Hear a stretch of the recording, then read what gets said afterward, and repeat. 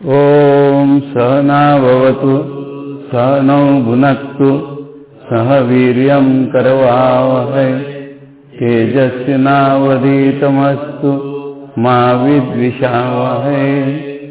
ओम शांति शांति शांति।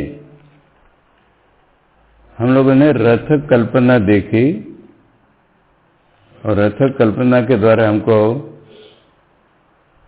साधना की आवश्यक बातें बताई गई कि हमारे पास जो यंत्र सामग्री है, हमारी बुद्धि है, हमारे मन है, हमारी इंद्रियां हैं, इन तीन चीजों से हम आइडेंटिफाइड हैं एज ए फैक्ट। और इसीलिए हम भोक्ता कहलाते हैं, संसारी जीव कहलाते हैं। हमको इन तीनों को ऐसे यूज करना है कि हम अपने स्वरूप को प्राप्त हो जाए, क्योंकि इन तीनों को, ये हमारे, देखो दोनों तरफ, ये हमारे बंधन है और ये हमारे मुक्ति के उपाय हैं। क्योंकि हमारे पास और क्या है, बाहर के किसी साधन से मुक्ति नहीं होने वाली। बाहर के साधन से कर्म करते हैं, हम फल पाते हैं। इसलिए न वित्ते न तर्पणीय मनुष्य बोला है। नचिकेता ने यमराज को बोल दिया था कि वित्त से कोई सेटिस्फाई नहीं होगा। इसका अर्थ कर्म से नहीं होगा। वित्त तो कर्म करने के लिए जरूरत पड़ती है। इसलिए हमारे जो अपने स्वतंत्र साधन है, हमारे साधन है, उसके ऊपर दूसरे का क्लेम नहीं है। ये हमारे इंद्रियां, मन और बुद्धि, और इनका गलत यूज हमसे हो रहा है। कैसे गलत हो रहा है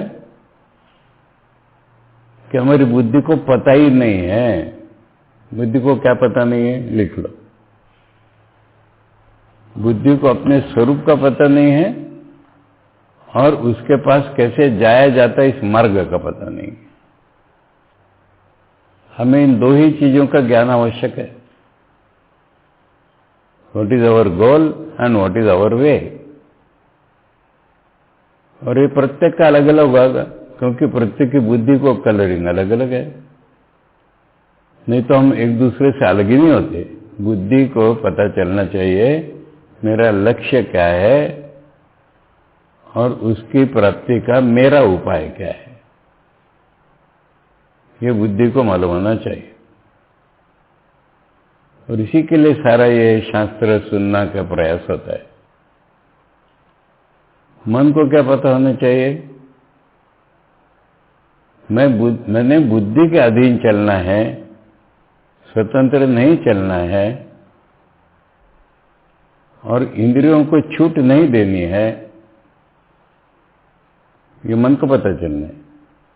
मैंने बुद्धि के अधीन चलना है, स्वतंत्र नहीं चलना है, इंद्रियों को छूट नहीं देनी है, और बुद्धि चलाएगी वैसे इंद्रियों को चलाना है। ये चार ज्ञान मन के हैं। ठीक है, चार। स्वतंत्र नहीं चलना है, बुद्धि के अधीन चलना है, इंद्रियों को टाइट रखना है, और बुद्धि जैसे कहेगी ऐसे इंद्रियों को चलाना है। इंद्रियों को क्या पता होना चाहिए, विषयों से आकृष्ट नहीं होना है। बुद्धि के कहे अनुसार मन जैसा चलाएगा ऐसे हमको चलना है। तो इसमें से एक की भी चूक हुई कि हम गलत रास्ते जा रहे हैं। ये तीनों अगर सही चलते हैं तो फिर हम अपने स्वरूप तक पहुंच जाते हैं। ये रथ कल्पना से हमको बताया गया। अब इसके बाद रथ कल्पना से बाहर निकलो और पहुंचना कहाँ है ये बताएंगे। इंद्रियों को क्या पता होना चाहिए? हाँ, किसको? इंद्रियों को, बुद्धि। इंद्रियों को विषयों की ओर आकृष्ट नहीं होना है। बुद्धि बताएगी ऐसा, मन हमको चलाएगा, ऐसे चलना है। अब बताना है कि हमको पहुंचना कहाँ है, क्योंकि इसमें खाली बताया कि स्वरूप तक पहुंचना है। तो कहाँ तक कैसे पहुंचना है? 10वां मंत्र, पहले अध्याय की 3री वल्ली का 10वां मंत्र। इंद्रियेभ्यः परा हि अर्था, अर्थेभ्यश्च परं मनः, मनसस्तु परा बुद्धिर, बुद्धेरात्मा महान् परः, महता परम अव्यक्तम्, अव्यक्तात् पुरुषः परः, पुरुषान्न परम किंचित, सा काष्ठा सा परागति। ये सारे सांख्य और योग का बेसिस है। वो लोग चूक गए हैं, रास्ता एक जगह हम दिखा देंगे।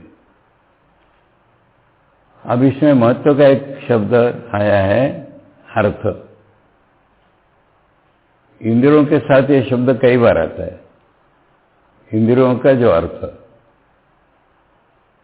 मानी इंद्रियों का मीनिंग नहीं, इंद्रियां जिसके लिए काम करती है वो। आंख का अर्थ दृश्य, कान का अर्थ ध्वनि, ये अर्थ है। अर्थ का अर्थ है जो विषय पकड़ने के लिए इंद्रिय काम करती है, वो अर्थ। अब पतंजलि कह रहे हैं और सांख्य भी कह रहा है कि शब्द, अर्थ और ज्ञान, यानी जो सेंसेशन हमें आता है बाहर से, वो शब्द कहलाएगा। शब्द स्पर्श रूप रस गंध सबका, उनका एक टेक्निकल टर्म है शब्द। यानी दिखा कुछ, मैंने आंख पे टकराया, कान पे टकराया, नाक पे टकराया, पहले तो ये होगा। अब हमारी नसों में कुछ तो भी हुआ और वो नसों ने उसका सेंसेशन हमारे मन तक पहुंचाया। ये क्रिया होती है पहली। इसको पतंजलि या सांख्य कहते हैं अर्थ। समझे? हमने कुछ भी दीवार देखी, मैंने क्या, दीवार से कुछ किरणें निकली, वो हमारे आंख के पुतली पर पड़ी। इसे तो देखना नहीं हुआ। अब वहां से भीतर में एक सेंसेशन गया हमारे, वो सेंसेशन गया मन तक। मन क्या करता है? सारे इंद्रियों के कोऑर्डिनेट करता है। एक महत्व की बात है कि जैसे हमने दीवार देखी, कहना ही भ्रम है। हम देख क्या सकते हैं? रंग और शेप, इसको छोड़ के हम क्या दे सकते हैं बताओ? काला, पीला, गोरा, सफेद देखेंगे और कितना लंबा, कितना चौड़ा, गोल है कि ऐसा है कि वैसा वैसा, ऐसा एक रूप देखेंगे। इसको छोड़कर के आंखों के पास क्या शक्ति है बताओ? आंखों के पास दीवार, टेबल, चेयर देखने की शक्ति आई कहां से? अब मन क्या करता है? हमारे पास एक स्टोर है, यानी पहले हमने कभी ये देखा है। अब तुम बोलो जन्म से पहले, हाँ जन्म से पहले, कल्प से हम ज्ञान में कब देखा मत पूछो। और वो सारा का सारा हमारे मन में स्टोर्ड है। तो जब ये रंग रूप हमने देखा, मन उसको कंपेयर करता है अपने स्टोर के साथ। अरे ये दीवार थी, इसको मैंने पहले ऐसा देखा था, इसलिए ये दीवार है। हाथ लगाया हमने दीवार को, ये सॉलिड है, पतकी है, ये तो हाथ को पता चला। आवाज करके देखा तो मन सारे इंद्रियों के ज्ञान को इकट्ठा करके पुराने संस्कारों के साथ कंपेयर करके हमें ज्ञान देता है। इसलिए इंडिपेंडेंटली कोई इंद्रिय हमको ज्ञान ही नहीं दे सकती। इतने कैसे, अरे पीला पीला कुछ दिख रहा है, ये मन का काम कोऑर्डिनेट करना और बुद्धि तक पहुंचाना। मन और क्या करेगा? बुद्धि फिर रिएक्ट करती है उसके ऊपर, ऐसा करो, दीवार को हाथ लगाओ, दीवार को हाथ मत लगाओ, ये पीछे से कमांड आता है, तब हम जानते हैं चीज को। ये ज्ञान का प्रोसेस है। नॉर्मल माने साइंस से लेके सांख्य तक का, वेदांत की अपनी प्रक्रिया अलग है, परंतु ये साधारण ज्ञान का एपिस्टेमोलॉजी कहते हैं। ज्ञान कैसे होता है हमको, इस तरह से होता है। तो वो जो सेंसेशन है जिसको हम मन, इंद्रियां कैरी कर रही है मन के पास, तो इंद्रियों से वो सुपीरियर है कि नहीं? इंद्रियों को स्थूल मानो। आंख हमारी, आंख में जो रूप का सेंसेशन गया वो आंख से सुपीरियर है ना? इसके लिए इंद्रिय ने काम किया ना, ऐसा वर्णन उसका आचार्य करेंगे। अभी रूप है, अब रूप होने से हमें क्या है? रूप ने देखने के लिए हमारी आंख बनाई, ये फैक्ट है। समझ में आ रही है बात? अब रूप बाहर पड़ा रहेगा, हम अलग रहेंगे, हमें क्या पता रूप है। रूप ने अपने को दिखाने के लिए हमारी आंख बनाई। ध्वनि ने सुने जाने के लिए कान बनवाए। आ रहा है समझ में कुछ? तो इसलिए ये जो पंच विषय है, स्थूल रूप में नहीं, ये जो सेंसेशन है इनके अनुभव के लिए हमारी इंद्रियां बनी, तो ये सुपीरियर है ना। अब सुपीरियर का अर्थ आचार्य समझाएंगे। सुपीरियर किसको कहते हैं? किसको कहते हैं? वो उससे सूक्ष्म होती है। स्थूल के कंपैरिजन में ये सूक्ष्म होती है। इंद्रिय स्थूल है, ये जो सेंसेशन है ये सूक्ष्म है और व्यापक होता है। इसको याद रखो, जितना सूक्ष्म होता है उतना व्यापक होता है। हमारा मन जैसे जैसे सूक्ष्म में जाएगा, हमारा व्याप्ति बढ़ती जाएगी।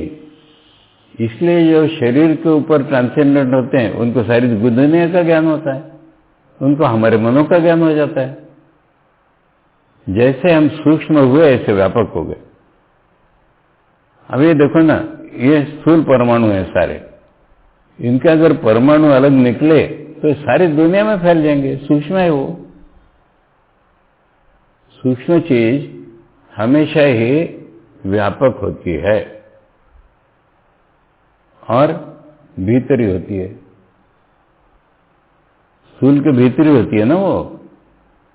इसलिए सुपीरियर इज इक्वल टू, लिख लो, ये दोनों श्लोकों में आचार्य रिपीट करेंगे 8 बार 10 बार।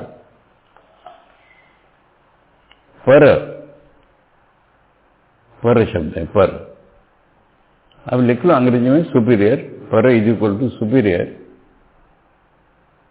इज इक्वल टू सूक्ष्म, व्यापक और भीतरी। भीतरी कैसे? भीतरी आत्मा, या आत्मा माने आत्मा नहीं, हाँ, भीतरी सच्चाई। भीतरी सच्चाई, inner reality of that thing. नाक की इनर रियलिटी क्या है? स्मेल। तो स्मेल नाक से सूक्ष्म है, व्यापक है और इनर रियलिटी है। ऐसे चले गए और ऐसे चलते चलते पुरुष पे पहुंचेगा। सुनो, इंद्रियभ्य परा है अर्थ, इंद्रियभ्य परा ही अर्थ। अब ही पिछले श्लोक से जोड़ रहा है हमको। ही माने चूंकि, कहां जाना ये बता रहे हैं। इसमें पहला स्टेप है चूंकि। इंद्रियों से भीतरी सेंसेशन श्रेष्ठ है। इंद्रियों से भीतरी सेंसेशन सूक्ष्म है, व्यापक है, भीतरी सेंसेशन है। अर्थे बेस्ट परम मना, अभी मैंने अभी बताया कि सारों पांचों इंद्रियों ने सेंसेशन लाया अपना अपना, उसको कलेक्ट तो मन करेगा। मन पुराने स्मृतियां भी है मन के पास, और सारे इंद्रियों को, मन क्या है, पंच सूक्ष्म द्रव्य से बना है ना, इंद्रिया एक एक सूक्ष्म द्रव्य से बनी है। इसलिए मन की कैपेसिटी है कि सारे इंद्रियों का वो माल ले ले, और सारे इंद्रियों का माल लेकर के उसका एक अर्थ प्रदान करे। अर्थ माने सेंसेशन रूप अर्थ नहीं, अर्थ माने meaning, comparison to previous experience, और उसको बुद्धि के पास प्रेजेंट करे। सर ये बाहर से चीज आई है, ऐसा। हेड क्लार्क, ऑफिस में अलग अलग क्लार्क लोगों के पास अपील गई, प्रार्थनाएं गई, वो सारा अपने अपने रिमार्क लिखे, हेड क्लार्क के पास गई। हेड क्लार्क उसको को एक करेगा ठीक, और बड़े बाबू के पास ले जाएगा, सर ये फाइल है, अपना ओपिनियन भी लिख देगा उसमें, तब बड़े बाबू का दिमाग काम चलेगा। तो ये मन का काम है। तो मन जो है वो इंद्रियों का जो अर्थ है उससे सूक्ष्म है, व्यापक है, और इनर रियलिटी है उसकी। अब बोला ना, काला देखा पीला देखा छोड़े, पर ये दीवाल है, ये तो मन ने बनाया, तो ये इनर रियलिटी हुई ना।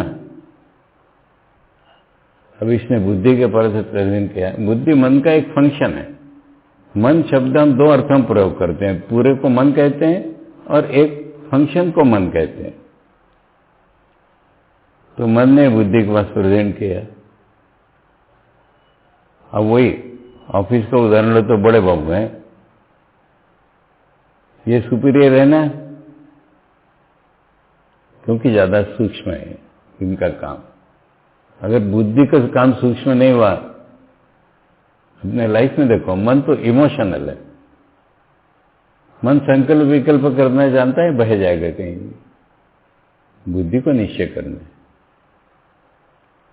और बुद्धि को निश्चय करके क्या करेंगे बाद में देखेंगे। इंडिविजुअल की लाइफ में कहेंगे बुद्धि जो है पुरुष के पास ले जाएगी, पर वेदांत को ये मानना नहीं है। देखेंगे जैसे स्टेज आएगी वैसी। तो बुद्धि जो है मन से पर है, सूक्ष्म, व्यापक और इनर रियलिटी। अब ये बुद्धि के ऊपर क्या है? महत्त्व। यानी मनुष्य जो भीतर भीतर आता है ना, उसको किसी न किसी स्थान पर विश्वव्यापक परमात्मा से मिलना ही होता है, यूनिवर्सल होना ही होता है। जब हम यूनिवर्सल कॉस्मिक कहते हैं तो हमको बाहर जाके नहीं व्यापक बनना होता है।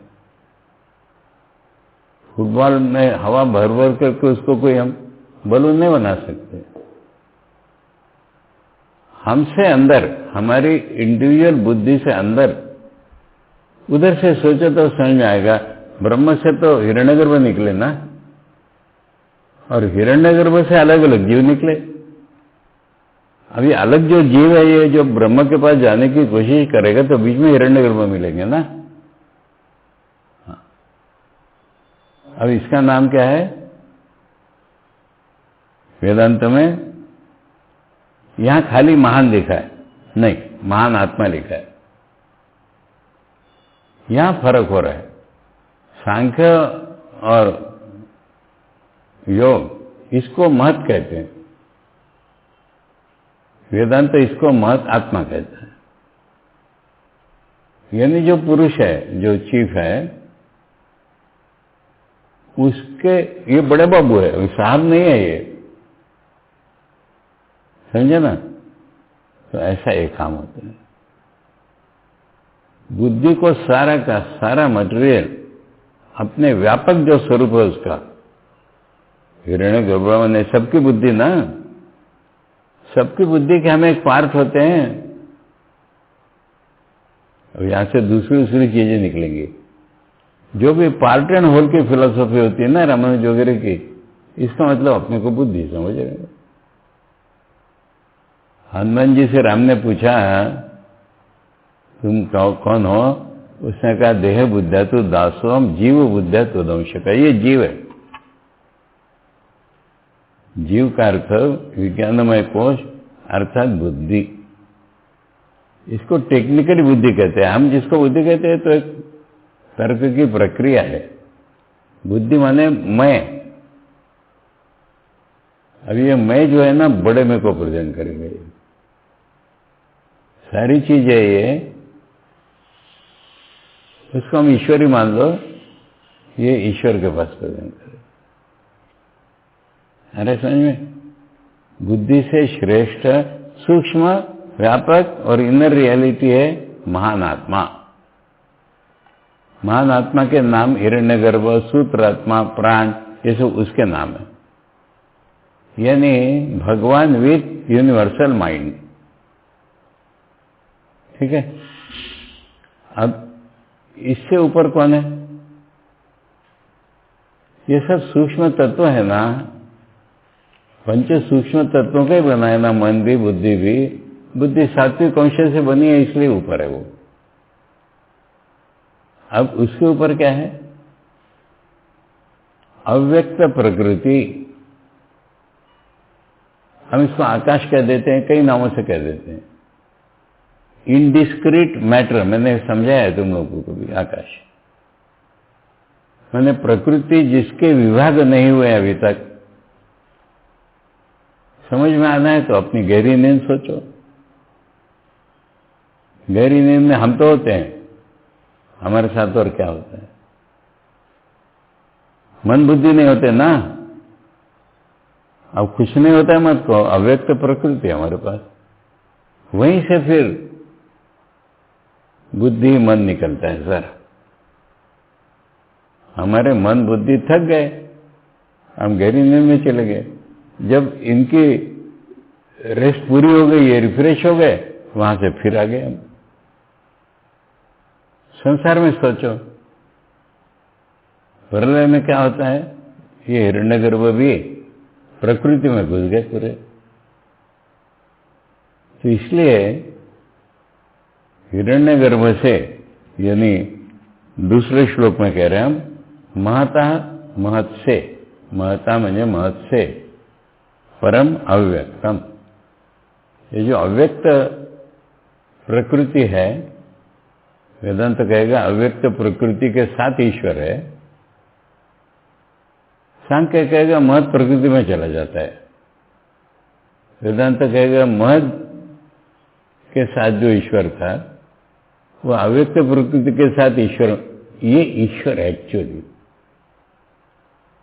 जिसको हम ईश्वर कहते हैं ना। देखो इधर से विचार करो, दुनिया बनाई नहीं अभी, दुनिया बनाने वाला है, इसका नाम ईश्वर है ना। उसने जब अंडा बना लिया पहले, तब वो हिरण्यगर्भ हो गया। फिर अंडे में से पक्षी निकलेगा। अंडा भी नहीं बनाया अभी। तो अव्यक्त माने सूक्ष्म सूक्ष्म प्रकृति मटेरियल क्या है? नाम और रूप। नाम और रूप की अव्यक्त अवस्था प्रकट नहीं हुआ अभी वो ईश्वर के पास। अब उससे ऊपर क्या है? हम माने हमारा स्वरूप ईश्वर ब्रह्म। आज सुबह हम लोगों ने पढ़ा था, स्वामी जी कहते हैं उपनिषद इसको ब्रह्म कहते हैं। ये जीव है हम, और जीव अपनी रियलिटी ढूंढ रहा है। रियलिटी ढूंढते ढूंढते इसको महत ब्रह्म मिला। महत ब्रह्म के पीछे अव्यक्त प्रकृति है। इसके पीछे क्या है? वो क्या है? Consciousness only. कोई मटेरियल फटेरियल नहीं वहां पर, ओनली कॉन्शियसनेस। ओनली कॉन्शियसनेस बोलो, सच्चिदानंद बोलो, या नीति नीति बोलना पड़ेगा, शब्दों में नहीं आता वो। इसलिए उसका नाम पुरुष है। अब यहां ये सांख्य वाले फिसल गए, और पुरुष माने हम पुरुष अलग अलग हो गए। तुम जो कह रहे हो कि पतंजलि क्यों बनाने की जरूरत पड़ी, यहां तक पहुंचने पर आदमी का मन फिसल जाता है। दुनिया में 99% लोग अगर सोचते हैं तो यहीं तक सोचते हैं। महत्व का पता चला है सांख्य को और योगों को, परंतु महत्व के पीछे यूनिवर्सल रियलिटी होगी, फिर तुम कहां से आए वहां पर?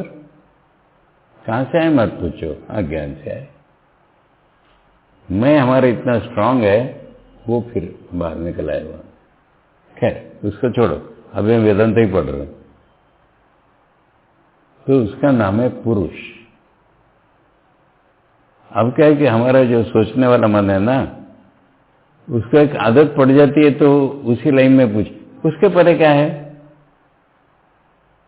इसलिए उपनिषद वाले ऋषि करे उसके परे कुछ नहीं है। महत् से परे अव्यक्त प्रकृति है, अव्यक्त प्रकृति से परे पुरुष है, पुरुषान्न परम किंचित। यानी अब इसके परे मत सोचो, यहां कुछ रहा ही नहीं, मैं नहीं, तुमने, केवल कॉन्शियसनेस, केवल आनंद, केवल सत्ता। इसके परे मत ढूंढने जाओ, इसके परे कुछ नहीं है। सा काष्ठा, काष्ठा माने लिमिट, ये जो इसके परे जा रहे थे, इसकी लिमिट हो गई वो। सा परागति, वहां जाना है हमको, रथ में बैठ करके जो जाना है हमको, वहां पहुंचना है। 3 शब्दों में बोला ये, उससे श्रेष्ठ और कुछ नहीं, वो इन सब की लिमिट है। किसकी लिमिट? इससे सूक्ष्म, उसकी सबकी लिमिट वो है, वही हमारी परम गति है। ये रथ में बैठ कर हमको वहां पर, बाहर नहीं जाना है, रथ में बैठ कर रहता तो रूपक है। इंद्रिय मन बुद्धि का व्यवहार करते हुए हमको अपने स्वरूप में पहुंचना है। अब ये लोग जहां तक हमारे साथ देंगे, जहां भीतर में आ गए इंद्रिय छोड़ दी, और भीतर आ गए मन छोड़ दिया, महत्व मिल गया तो बुद्धि छोड़ दी, और ब्रह्म में पहुंच गए। ठीक है, शंकराचार्य के भाष्य बोलते हैं, अधुना अब यत् पदम गंतव्यम, जहां पहुंचना है, तस्य अधिगमा कर्तव्या, वाक्य जोड़ना है ना, तस्य अधिगमा कर्तव्या, उसका ज्ञान प्राप्त करना है। कैसे? इंद्रियाणि स्थूलानि आरभ्य सूक्ष्म तारतम्य क्रमेण प्रत्यगात्मतया अधिगमा कर्तव्या। इंद्रिय स्थूल है, उनसे आरंभ करके सूक्ष्म तारतम्य माने कम अधिक सूक्ष्म, अधिक अधिक सूक्ष्म, इस क्रम से जाकर के सबसे भीतरी रियलिटी जो है प्रत्यगात्मा, सबसे भीतरी रियलिटी है, इस प्रकार हमें उसका ज्ञान प्राप्त करना है। नहीं तो क्या है, पतंजलि कहेंगे वृत्ति सारूप्यम इतरत्र।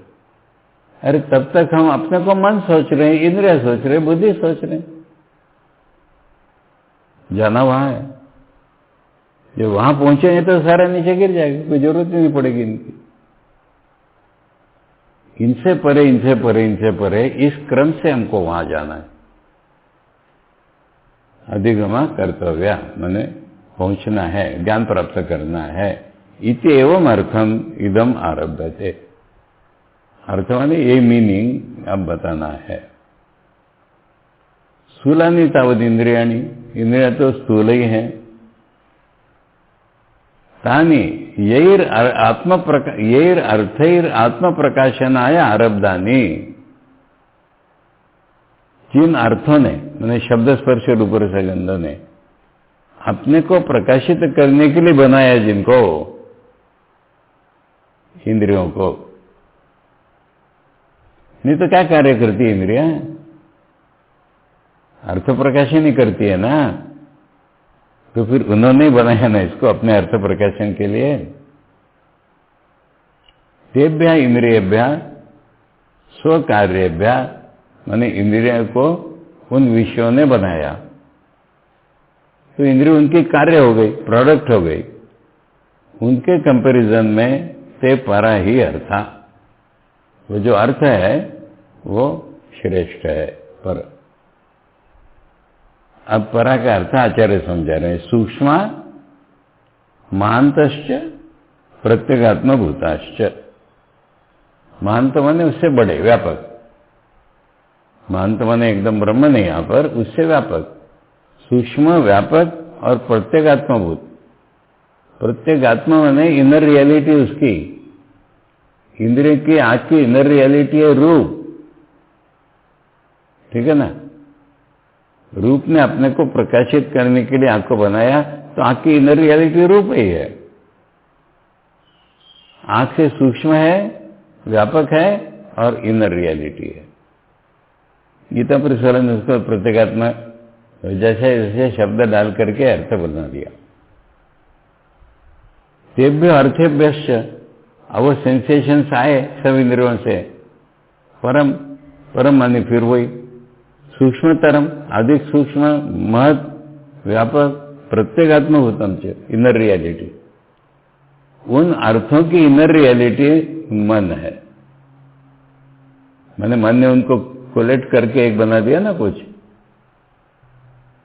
सूक्ष्मतरम महत प्रत्येगात्म भूतम च मना, मना शब्द वाच्यम। अब मन से क्या समझना है हमको? मनस आरंभकम भूत सूक्ष्म, मन पंच सूक्ष्म भूतों का बना हुआ है, उसको मन कह रहे हैं हम। आरंभ का माने मन का जो कॉन्स्टिट्यूशन है, जिनका बना हुआ है, वो पंच सूक्ष्म भूतों की बात है ये। और मन काम क्या करता है? संकल्प विकल्पात्मकम। मन को निश्चय नहीं हो पाता सर, ऐसा ऐसा है ये, हेडक्लर्क ने अपना नोट लिख दिया बस।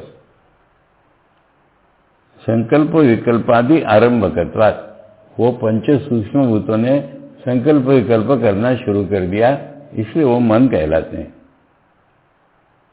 मनसोपि परा, अर्थात सूक्ष्मतरा, महत्तरा, प्रत्येगात्म भूताच बुद्धि। अब बुद्धि का अर्थ क्या है? बुद्धि शब्द वाच्यम अध्यवसाय आदि आरंभकम भूत सूक्ष्म। वही पंच सूक्ष्म भूत होते हैं बुद्धि में, और उनका काम होता है निश्चय करना। अध्यवसाय माने निश्चय, तो ये नाम बुद्धि का हो गया। वो बुद्धि मन से श्रेष्ठ है, वही सूक्ष्म है, व्यापक है और इनर रियलिटी है।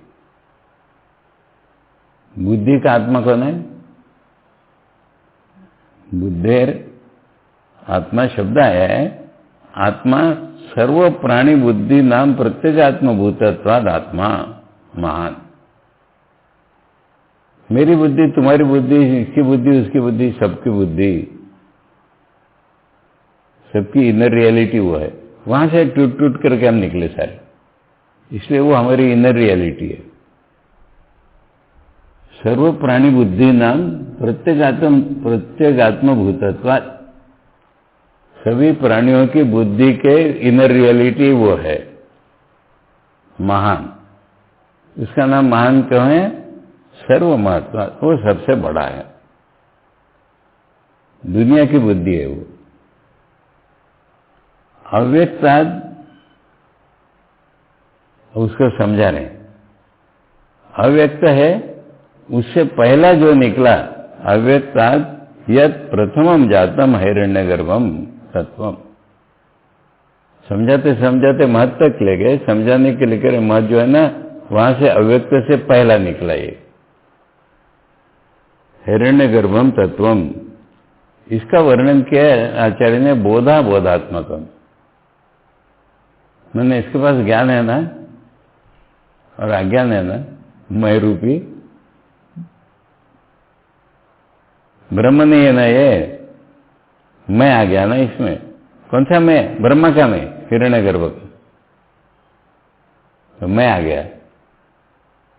अज्ञान का एक रूप है ये, इसलिए ये हिरण्यगर्भ का वर्णन कर रहे हैं बोधा बोधात्मकम, ज्ञान अज्ञान रूपी महान आत्मा। बुद्धे परे उच्यते, वो इंडिविजुअल बुद्धि से परे। महतोपि परम सूक्ष्मतरम प्रत्यगात्मभूतम सर्वमहत्तरम च, ये महत है पर महत से भी बड़ा है, सूक्ष्म है, भीतरी रियलिटी है, वह है अव्यक्तम। अव्यक्त को समझ रहे आचार्य, सर्वस्य जगतो बीजभूतम, सारे जगत का बीजभूत, वहीं से अंडा निकलेगा फिर प्राणी निकलेगा। अव्याकृत नाम रूप सतत्वम, अव्याकृत और अव्यक्त में क्या फर्क होता है, थोड़ा सा लिख लो, याद रहेगा। अव्यक्त माने जो व्यक्त नहीं है, अव्यक्त माने जो प्रकट नहीं है, अव्याकृत माने जो अभी प्रकट नहीं हुआ है। अव्यक्त माने जो प्रकट नहीं है और अव्याकृत माने जो अभी प्रकट नहीं हुआ है। एक ही चीज है ना, पर उसकी उन्मुखता बता रहा, प्रकट होगा वो। देखो ना, अव्याकृत इज इक्वल टू जो अभी प्रकट नहीं हुआ है। अव्यक्त माने जो प्रकट नहीं है, अव्याकृत माने जो अभी तक प्रकट नहीं हुआ है। नहीं समझ में आया? अरे ये चीज प्रकट नहीं हुई पर कल प्रकट हो जाएगी ना, ये बस इसको अव्याकृत कहते। प्रकट नहीं हुई को अव्यक्त कहते, पर कल प्रकट होगी, प्रकटोन्मुख, इसलिए उसका नाम अव्याकृत हो। अव्याकृत शब्द कैसे बना है, मैंने कहीं बताया था। देखो, ब्रह्मा ने आ किया, सारी दुनिया बाहर निकल आई। आकृति कहते हैं ना शेप को, आकृति, आकृति मैंने खुला हुआ, विआकृति विशेष रूप से आकृति, अव्याकृति विशेष रूप से आकृति नहीं। इसका मतलब ही कि होगा, बनेगा भी, ये अव्याकृत शब्द का अर्थ है। अव्यक्त में खाली व्यक्त नहीं, अव्यक्त, किंतु ये आकार धारण करेगा ऐसा अव्याकृत। तो अव्याकृत क्या, अव्याकृत नाम और रूप, सतत्व। सतत्व माने नाम रूप का बीज, नाम रूप की रियलिटी। अभी नाम और रूप प्रकट नहीं हुए हैं, तो उसका एक बीजभूत अवस्था है, वो अव्यक्त या अव्याकृत कहलाता है। सर्व कार्य कारण शक्ति समाहार रूपम, जितनी दुनिया बनेगी उस सबका जो कारण है, शक्ति से बनेगा वो ब्रह्म की, उसका इकट्ठा रूप है ये, समाहार माने इकट्ठा। इसी को देखो शक्ति बोल रहे हैं आचार्य। ब्रह्म नाम रूप से प्रकटता है, इसको शक्ति कह रहे हैं, प्रकटना। तो समाहार रूपम, उसके नाम देखो कितने, अव्यक्त उसी का नाम है, अव्याकृत उसी का नाम है, आकाश भी कभी कभी उसी को हम कहते हैं, आदि और भी नाम होंगे। अव्यक्त, अव्याकृत, आकाश आदि नामवाच्यम। नामवाच्यम माने ये नाम से जो जाना जाता है वो इस नाम का वाच्य। परमात्मनि ओतप्रोत भावेन समाश्रितम, परमात्मा में ये घुस के बैठा हुआ है। ओतप्रोत माने कैसा बताया था ना, कपड़ा इधर से भी ओत उधर से भी प्रोत, पूरी तरह से जो परमात्मा के अंदर निविष्ट है, ये नाम और रूप का बीज। वटकणिकायाम यो वट वृक्ष शक्ति उदाहरण, बरगद के बीज के अंदर पूरी बरगद की शक्ति बैठी हुई है। ऐसे ये सारी दुनिया को प्रकट करने की शक्ति ब्रह्म के पास बैठी हुई है। यहां तक पहुंच गए। तस्माद अव्यक्तात् परः माने सूक्ष्म तरह। अब इससे सूक्ष्म क्या होता है, सर्व कारण कारणत्वात्, जितने कारण है उनका कारण है ये। यानी अव्यक्त से महत निकलेगा, महत से, यानी ये सारे कारण है ना, सबका कारण वो है, सब कारणों का कारण। अरे ब्रह्म नहीं होगा तो कुछ भी नहीं निकलेगा कहीं से। इसलिए कारण, वो कारण कार्य में आने वाला कारण नहीं है वो, परंतु वो नहीं होगा तो कुछ भी नहीं होगा कहीं। इसलिए सभी कारणों का कारण है। प्रत्येगात्मत्व अच्छा इनर रियलिटी है सबकी, वो ही सबकी इनर रियलिटी है। महत फत अव्यक्त ब्रह्म के ही रूप में सारे। महाश्च व्यापक तो ही है वो सबसे। अतएव पुरुषा, उसका नाम पुरुष है। पुरुष का नाम है पूर्णा, यानी सबसे सबको भरा हुआ है। पुरुष ने सबको भरा हुआ है। अव्यक्त प्रकृति को, हिरण्यगर्भ को, हमारे मन बुद्धियों को, हमारे शरीर को, इंद्रियों को, विषयों को, सब पुरुष ने भरा हुआ है। ऐसा वो सब कारणों का कारण है। तो पुरुष शब्द का अर्थ क्या दिया यहाँ पर? सर्वपूर्णत्वात्, सब कुछ उसने भरा हुआ है, इसलिए उसका नाम पुरुष है। ये कैसे खसक जाता है यहाँ पर बस सांख्य वालों में। तत्व अन्य से परस्य प्रसंगम निवारयन, मैंने हमारा मन उसके परे क्या ऐसा न ढूंढे, इसलिए प्रसंगम निवारयन। आह पुरुषान न परम किंचित, पुरुष से परे और कुछ नहीं है, इसलिए बोला कि हम फालतू में और कहीं ढूंढने की कोशिश न करें। यस्मात् नास्ति पुरुषात् चिन्ह मात्र घनात्, अब पुरुष को क्या नाम दे दिया? चिन्ह मात्र घन, चैतन्य का ही घन। परम किंचित अपनी वस्तुअंतरम, दूसरी वस्तु इससे अलग कुछ है ही नहीं। तस्मात् सूक्ष्मत्व महत्व प्रत्यगात्मत्व नाम सा काष्ठा, जो इनर रियलिटी व्यापक भीतरी रियलिटी, इसकी लिमिट हो गई बस से। सा काष्ठा माने निष्ठा पर्यवसानम, लिमिट। अत्र ही इंद्रियभ्य आरभ्य सूक्ष्मत्वादि परिसमाप्ति। इंद्रिय को अर्थ के साथ इकट्ठा करके करे, इंद्रिय से या शुरू में इंद्रिय से सूक्ष्म विषय, विषय से मन, इससे ये सब इससे सूक्ष्म सूक्ष्म ही खत्म हो गया। अतएव च गंतॄणाम सर्वगतिमत्ताम संसारिणाम परा प्रकृष्टा गति, इसलिए सारे संसारियों की सबसे श्रेष्ठ गति यही है। सबसे श्रेष्ठ गति कैसी है? यद गत्वा न निवर्तन्ते, अगर वहां तक पहुंच गए तो लौटना नहीं पड़ेगा, फिर किसी के साथ आइडेंटिफिकेशन नहीं होगा, हम सबसे परे ये ज्ञान हो जाएगा, लौटना नहीं पड़ेगा। इसलिए वहीं तक पहुंचना है हमको।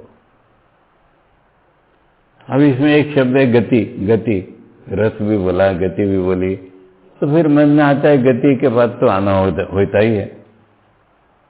थोड़ा इसको कल पढ़ेंगे। ओम सहना भवतु सहनौ भुनक्तु सह वीर्यं करवावहै तेजस्विनावधीतमस्तु मा विद्विषावहै। ओम शांति शांति शांति। हरि ओम तत्सत्। श्री रामकृष्णार्पणमस्तु।